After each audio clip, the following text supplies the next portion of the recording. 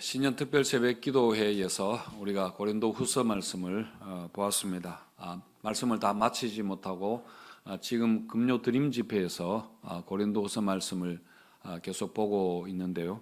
고린도 후서 8장과 9장이 헌금에 관한 말씀입니다. 아주 길게 헌금에 대해서 그렇게 나오는데, 금요 드림 집회에서 몇 번 했는데 또 계속하면은 금요 드림 집회에 안 나올 것 같아서 오늘 주일에 하려고 합니다. 오랜만에 교회 왔는데 또 목사가 헌금 설교하더라 그렇게 하지 마시고 또 그렇게 말씀을 보면서 바른 헌금이 무엇인가를 한번 생각해 보겠습니다. 바울이 고린도 후서에서 헌금에 관해서 길게 말하는 것은 그럴 만한 특별한 사정이 있었기 때문입니다. 당시에 예루살렘을 비롯한 이스라엘 그 지역에 큰 흉년이 들었습니다. 그래서 예루살렘 사람들과 교인들이 굉장히 가난하게 아주 궁핍한 상황에 있게 되자 바울이 예루살렘 교회를 돕기 위해서 바울이 전도해서 세운 교회들을 다니면서 구제 헌금을 그렇게 모금을 한 것입니다. 그런데 바울에게는 단순히 어려운 예루살렘 교회를 돕는 것 그 이상의 그 헌금에 큰 의미와 목적이 있었습니다. 그것은 바로 예루살렘 교회와 이방 지역에 세워진 그 교회들 간의 연합을 위해서 필요했던 것입니다. 예루살렘 교회는 오순절 성령 강림으로 탄생한 첫 번째 교회이고, 그 교회는 예수님의 제자들이 주축인 교회입니다. 하지만 바울이 이방 지역에 세운 교회들은 사실 예루살렘 교회와 한 번도 교제가 없는 독자적인 그런 교회라고 그렇게 할 수 있을 것입니다. 물론 복음의 내용은 다른 것은 아니었지만은, 근데 나중에 되면 그것도 어떻게 될지 모르는 일입니다. 만약 이대로 가면은 교회가 이렇게 나누어질 수 있기 때문에, 서로 멀어질 수 있기 때문에 바울은 헌금을 모금해서 예루살렘에 가지고 가서 이 기회에 교회의 연합과 일치를 도모하려고 그렇게 한 것입니다. 그래서 바울은 3차 전도 여행을 다니면서 교회마다 헌금을 모금해서 그 3차 전도 여행이 끝난 후에 그 헌금을 가지고 예루살렘에 가게 되는데, 사실 그 여행은 굉장히 위험한 여행이었습니다. 왜냐하면 이 유대인들, 예루살렘의 유대인들은 바울을 배신자로 이렇게 생각하고 굉장히 미워하고 있었습니다. 바울을 죽이려고 지금 벼르고 있거든요. 그래서 모든 사람들이 가면은 안 된다고 말렸지만은 바울이 기어이 예루살렘에 올라가게 됩니다. 그리고 결국 거기에서 헌금을 전달하고 봉변을 당하게 되죠. 그리고 그 길로 사도행전 뒷부분에 나옵니다만은 로마로 끌려가게 되고, 어쨌든 로마에서 바울이 순교를 하게 되는데, 바울의 마지막 사역이 바로 이 헌금 사역이었다는 겁니다. 이처럼 교회 연합과 화해를 위한 매개로 이 헌금이 굉장히 중요한 것이었습니다. 그런데 제가 이 헌금의 신학적인 이런 의미를 설명을 지금 했습니다마는, 정작 바울은 고린도 후서에서 제가 한 이야기를 거의 하지 않고 있습니다. 예루살렘 교회가 많이 어렵다는데 우리가 조금 도와야 되지 않겠느냐 하는 이런 식으로 전혀 이야기를 하지 않고 있습니다. 예루살렘 교회에 예를 들어서 마리아 집사 가정에서 양식이 없어서 그 가족들이 다 굶어 죽었다는데 우리가 정말 좀 이렇게 해야 되지 않느냐라고 그런 동정심에 호소를 했더라면은 사람들이 훨씬 더 많이 참여했을 수도 있을 테지만, 근데 바울은 그런 방식을 전혀 그런 것을 언급하지 않습니다. 그러니까 헌금을 많이 하면은 하나님이 복을 주셔서 사업이 잘 되고 자녀들도 잘 되고 이렇게 한다는 이런 식으로 헌금에 대해서 설명하지 않았다는 겁니다. 여러분, 헌금은 그 자체로 너무나 중요한 신앙의 핵심적인 내용입니다. 그렇기 때문에 굳이 괜히 부수적인 것으로 헌금을 하도록 설득을 할 필요가 없다는 이야기입니다. 사람의 동정심에 호소를 하거나 어떤 욕심을 자극하고 기복신앙을 부추겨서 헌금을 많이 모으려고 전혀 하지 않았습니다. 헌금을 많이 모으는 게 중요한 것이 아니라 교인들에게 헌금을 바르게 이해하도록 하고, 그래서 바른 헌금을 하도록 하는 게 중요하기 때문이죠. 자, 여러분, 헌금에 대해서 이야기 많은 말씀이 나오지만은 헌금이 우리 신앙이 얼마나 중요한 것인가 하면은 바울은 헌금을 예수 그리스도의 성육신 사건, 이 땅에 오신 것과 예수님의 십자가 죽으심과 같은 것으로 그렇게 보고 있습니다. 우리 8장 9절을 같이 한번 읽어보겠습니다. 시작. 우리 주 예수 그리스도의 은혜를 너희가 알거니와 그의 가난함으로 말미암아 너희를 부요하게 하려 하심이라. 지금 바울이 예수 그리스도의 사역을 고린도후서에서 이렇게 요약을, 예수님의 성육신과 십자가 사역을 이렇게 요약을 한 것입니다. 그러니까 부요하신 하나님께서, 하나님이신 예수님이 그 하늘 영광 보좌를 버리시고 가난한 인간으로 이 땅에 오셨습니다. 그리고 십자가에 죽으신 것은 우리를 부요하게 하기 위해서 그렇게 하신 것인데, 이게 바로 예수님의 사역인데 이게 헌금이라는 이야기입니다.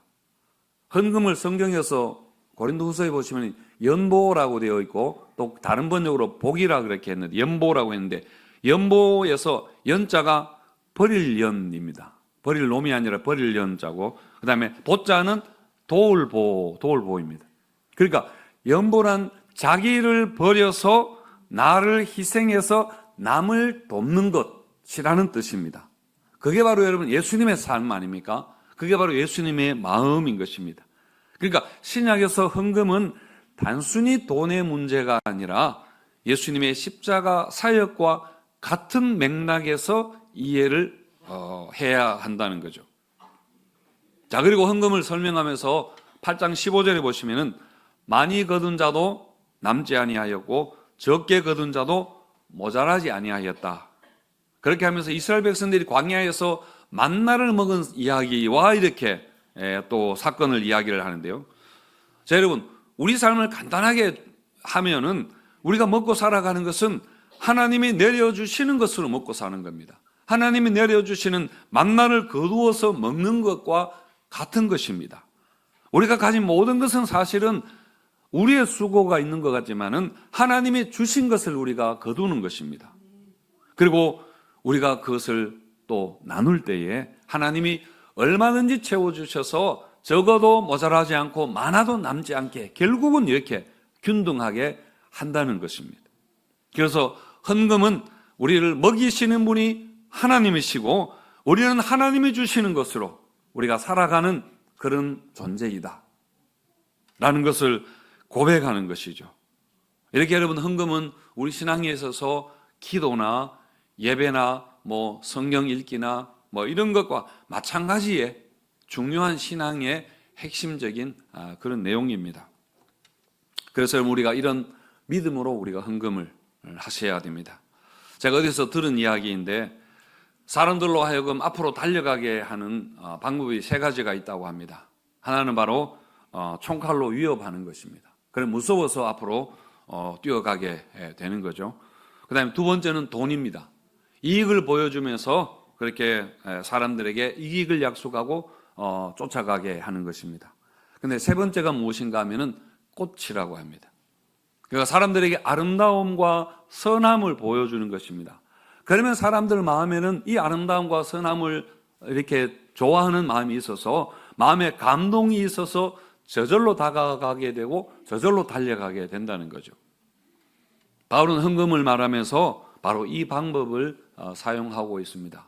그래서 헌금은 꽃과 같은 것이다, 그런 말이 되겠습니다. 그러니까 여러분, 헌금은 그 자체로서 사실은 너무나 아름답고 고귀한 신앙의 내용을 가진 것입니다. 그래서 헌금을 안 하면 하나님이 벌을 주신다거나 또 헌금을 많이 하면 하나님께서 물질의 복을 많이 주신다는 그런 것보다는 헌금은 바로 예수 그리스도의 삶에 우리가 동참하는 것이고 또 선교하는 일에 우리가 참여하는 정말 아름다운 신앙의 행위인 것이죠. 그래서 성경에서 자원하는 마음으로 하라 그렇게 했고, 인색하거나 억지로 하지 말아라 그렇게 했습니다. 그러니까 우리가 꽃의 아름다움을 보는 그 마음의 감동으로 하라, 그렇게 하셨습니다. 고린도교회가 헌금을 처음 시작할 때는 이런 마음이었습니다. 고린도교회가 예루살렘 교회를 돕는 헌금을 가장 먼저 시작을 했거든요. 근데 열심히 헌금을 이렇게 하고 있는데 거짓 교사들이 고린도교회에 들어와서 완전히 찬물을 끼얹어 버립니다. 바울에 대해서 이런저런 나쁜 이야기들을 많이 이렇게 하면서 바울이 헌금을 욕심내서 자기가 가져가려고 한다거나 바울이 뭐 돈을 이렇게 뭐 사람들에게 뜯어내려고 한다거나 이런 이상한 소문들을 이렇게 내게 되니까 교인들이 그 말을 듣고는 바울에 대해서 이상하게 생각한 겁니다. 아, 그 사람 그렇게 안 봤더니 별 수 없구나. 뭐 이런 식으로 바울을 의심하기 시작한 거죠. 그래서 헌금을 하던 일이 점점 이렇게 시들어버리게 된 것입니다. 그러니까 교회가 헌금 때문에 시험에 든 것입니다. 그래서 바울은 고린도 후서에서 헌금하는 일에 대해서 다시 설명하면서 다시 여러분들이 분발하도록 하라. 그렇게 권면을 하는 것입니다. 자, 여러분 8장 10절과 11절에 보시면은 이 일에 관하여 나의 뜻을 알리노니 헌금에 관해서 여러분들에게 세 번역 보면은 가장 최선이 무엇인지를 여러분들에게 알려드립니다 라고 그렇게 시작합니다. 이 일은 너희들에게 유익함이라. 너희가 1년 전에 행하기를 먼저 시작할 뿐 아니라 원하기도 하였은즉 이제는 하던 일을 성취할지니 마음에 원하던 것과 같이 완성하되 있는 대로 하라. 그렇게 말합니다. 그러니까 여러분들이 먼저 이 일을 시작했고 1년 전에 먼저 시작했고 여러분들이 이것은 원해서 했던 일입니다. 이제는 여러분들 작정하고 하던 일을 성취하십시오. 다시 분발하십시오. 마음에 작정했던 것처럼 그렇게 하십시오. 그런 말입니다. 오늘날에도 헌금에 대해서 거짓 교사들이 말하는 것 같은 그런 이런저런 이야기들을 그렇게 많이 있을 겁니다. 믿음을 모르는 사람들의 시각에서는 얼마든지 그럴 수 있다고 그렇게 우리가 말할 수 있겠지요. 하지만 여러분, 우리가 성경을 아는 우리는 헌금에 대해서 바른 이해를 가질 필요가 있습니다. 그래서 우리가 바른 헌금을 하는 게 중요하겠지요. 그래서 여러분, 바른 헌금을 통해서 하나님께 영광 돌리게 되시기를 축원드립니다. 자, 그리고 바울은 헌금을 씨를 뿌리는 것으로 그렇게 설명을 합니다. 6절과 7절 말씀도 우리 같이 읽겠습니다. 시작. 이것이 곧 적게 심는 자는 적게 거두고 각각 그 마음에 정한 대로 할 것이요 인색함으로나 억지로 하지 말지니 하나님은 즐겨내는 자를 사랑하시느니라. 예. 뭐 요즘은 어떤가 모르겠습니다만 옛날에는 봄에 벼를 모판에 심고 여름에 이제 모내기를 하게 되죠. 6월이나 이 정도 되면 모내기를 하게 되는데, 그리고 또 가을에 이제 벼베기를 하지 않습니까? 그리고 여러분, 가을에 벼를 베고 나면은 그 자리에 무엇을 심나요? 예, 보리를 심습니다. 이모작 하는 데는 보리를 이렇게 심습니다. 그래서 다음에 보리가 한 5, 6월에 그렇게 추수를 하게 되는데, 그때까지 보리는 살이 나오기 전까지 굉장히 중요한 식량이었습니다. 옛날에는. 그런데 보리를 추수하기 전까지가 사실은 문제인 것이죠. 이 시기는 식량이 거의 다 떨어져가는 가장 가난한 그런 시기였는데 뭐라고 합니까? 예, 보릿고개라 그렇게 말합니다. 그렇지만 여러분, 옛날에 보릿고개를 지나가면서도 농부들은 절대로 종자씨를 먹지 않았습니다. 차라리 초근 목피를 할 망정, 나무 그 껍질을 뜯어 먹을 망정, 씨나락은 여러분 먹지 않았습니다. 그래서 농부는 굶어 죽더라도 씨나락은 베고 죽는다. 그런 옛말이 여러분 들어보셨나요? 그러니까 굶어 죽더라도 씨나락은 베고 죽는다는 겁니다. 그러니까 도둑맞지 않으려고 그것을 항상 그렇게 베고 잔다, 그런 이야기인데, 그런데 여러분, 귀신이 와서 그 씨나락을 까먹어 버리면은 얼마나 황당하고 속상하겠습니까? 그래서 말이 안 되는 황당한 소리 할 때 뭐라고 합니까? 예, 귀신 씨나락 까먹는 소리 하지 말아라. 그렇게 하는 것인데, 물론 저의 추측입니다만은 충분히 일리가 있다고 생각을 합니다.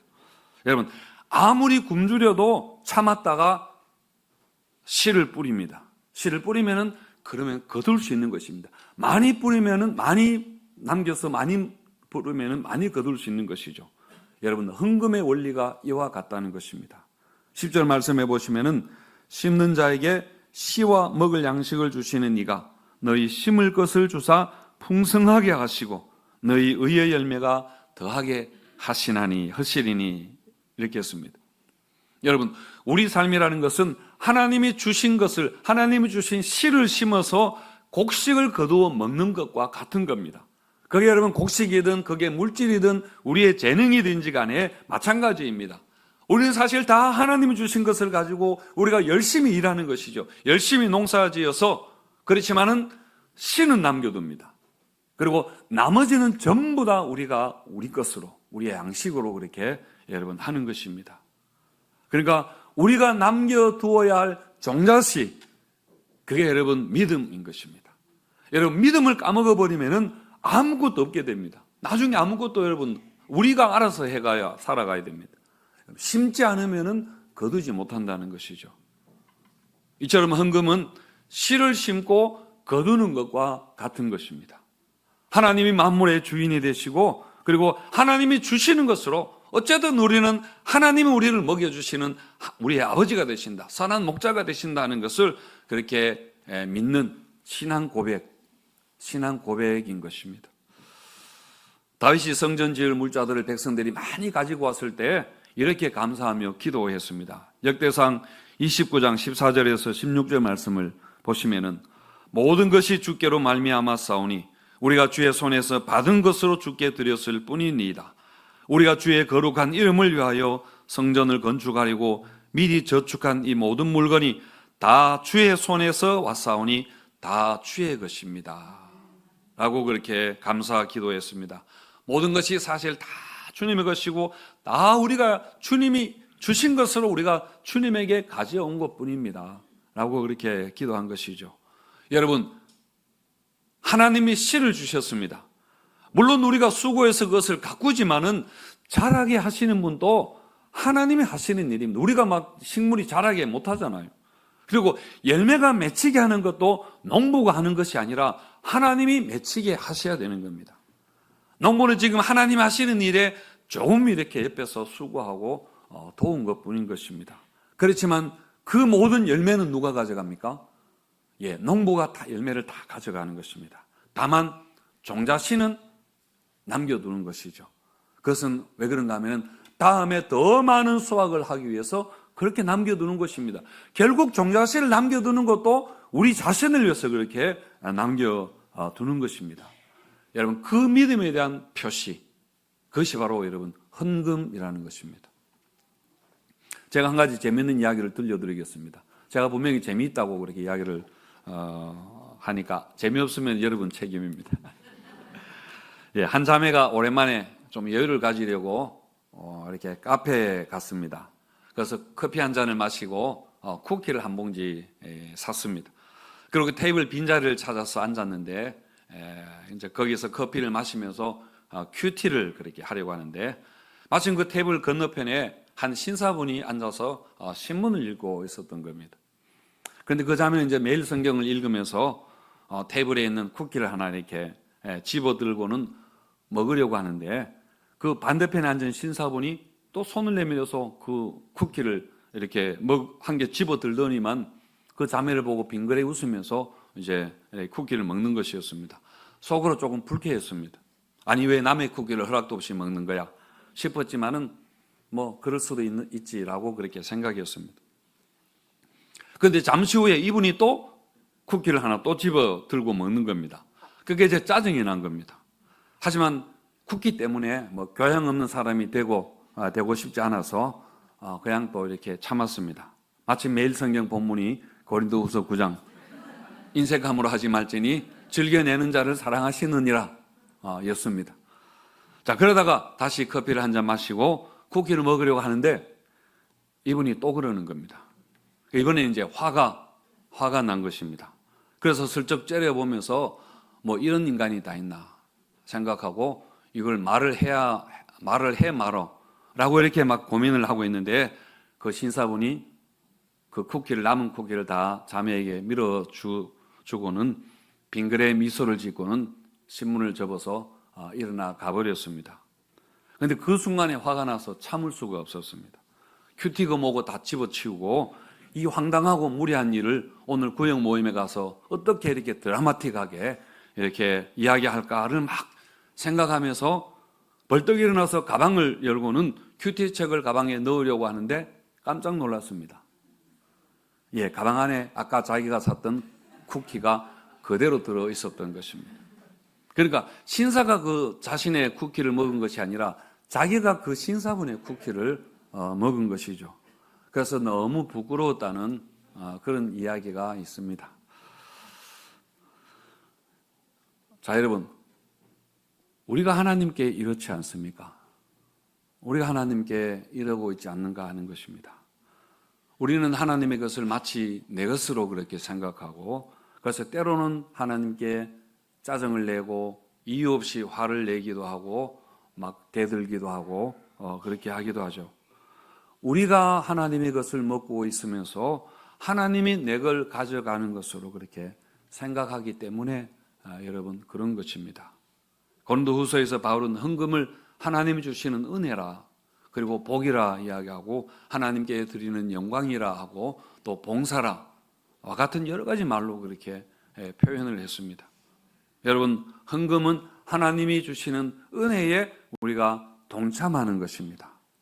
자, 8절에 보시면은 하나님의 능히 모든 은혜를 너에게 넘치게 하시나니 이는 너희로 모든 일에 항상 모든 것이 넉넉하여 모든 착한 일을 넘치게 하려 하심이라. 다 모든 일이라 그렇게 했고요. 11절에도 너희가 모든 일에 넉넉하여 너그럽게 연보를 함은 그들이 우리로 말미암아 하나님께 감사하게 하는 것이라.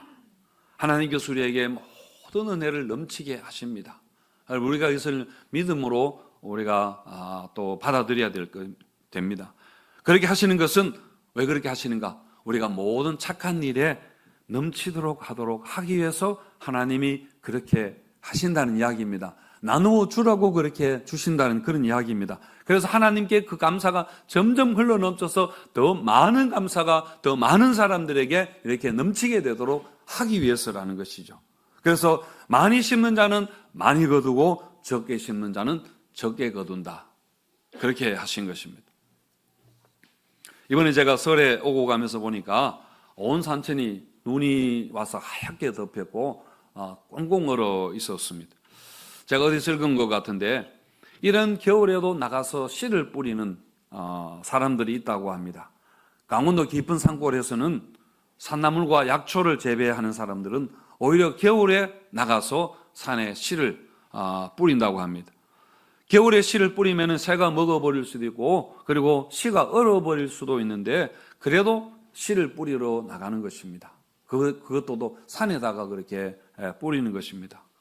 왜 그렇게 하는가 하면은 겨울에 뿌려진 산나물과 약초는 추위를 견디고 얼어붙은 땅에 뿌리를 내리고 그렇게 자라는 것이기 때문에 약효가 훨씬 더 좋다고 합니다. 그리고 향이 더 진하고 그리고 맛이 더 훨씬 풍부하고 맛이 깊다고 하기 때문에 그렇습니다. 여러분, 고린도후서에도 겨울에 씨를 뿌린 사람들의 이야기가 나오는데 그게 바로 마게도냐 사람들입니다. 마게도냐 교회들입니다. 우리 8장 1절에서 4절 우리 같이 한번 읽어보겠습니다. 예, 세 번역인데 같이 읽겠습니다. 시작. 형제자매 여러분, 여러 교회에 베풀어 주신 은혜를 여러분들에게 알리려고 합니다. 그들은 큰 환난의 시련을 겪으면서도 기쁨이 넘치고 극심한 가난에 쪼들리면서도 넉넉한 마음으로 남에게 베풀었습니다. 내가 증언합니다. 그들은 힘이 닿는 대로 구제하였을 뿐만 아니라 오히려 힘에 지나도록 자원하여 하였습니다. 그들은 성도들을 구제하는 특권에 동참하게 해달라고 우리에게 간절히 청하였습니다. 마게도냐 교회가 이랬다는 것을 고린도 교회에 지금 자랑을 그렇게 하고 있는 것입니다. 이게 바로 겨울에 씨를 뿌린 것입니다. 바울이 그들의 믿음에 감탄한 것이죠. 그 신앙의 맛과 향이 너무 그렇게 탁월해서 지금 모든 교회들에게 자랑하면서 교회들에게 귀감이 되고 있습니다. 마찬가지로 여러분, 우리도 겨울이라도 우리가 뿌려야 될 것은 여러분 심어야 합니다. 우리가 믿음의 씨를 심어야 합니다. 10절을 제가 다시 한번 읽어보면은 심는 자에게 씨와 먹을 양식을 주시는 이가 너희 심을 것을 주사 풍성하게 하시고 너희 의의 열매를 더하게 하시리니 했는데요. 이처럼 하나님의 씨를 주시고 양식을 주셔서 우리에게 풍성하게 하실 것을 여러분 믿으시고 겨울에도 씨를 뿌리는 성도님들이 되시기를 바랍니다. 15절 보시면은 말할 수 없는 그의 은사로 말미암아 하나님께 감사하노라 그렇게 했는데 이처럼 우리가 믿음의 씨를 뿌리고 그래서 하나님이 주시는 말로 다 할 수 없는 풍성한 은혜로 인해서 항상 하나님께 감사가 넘치는 성도님들이 되시기를 축원드립니다.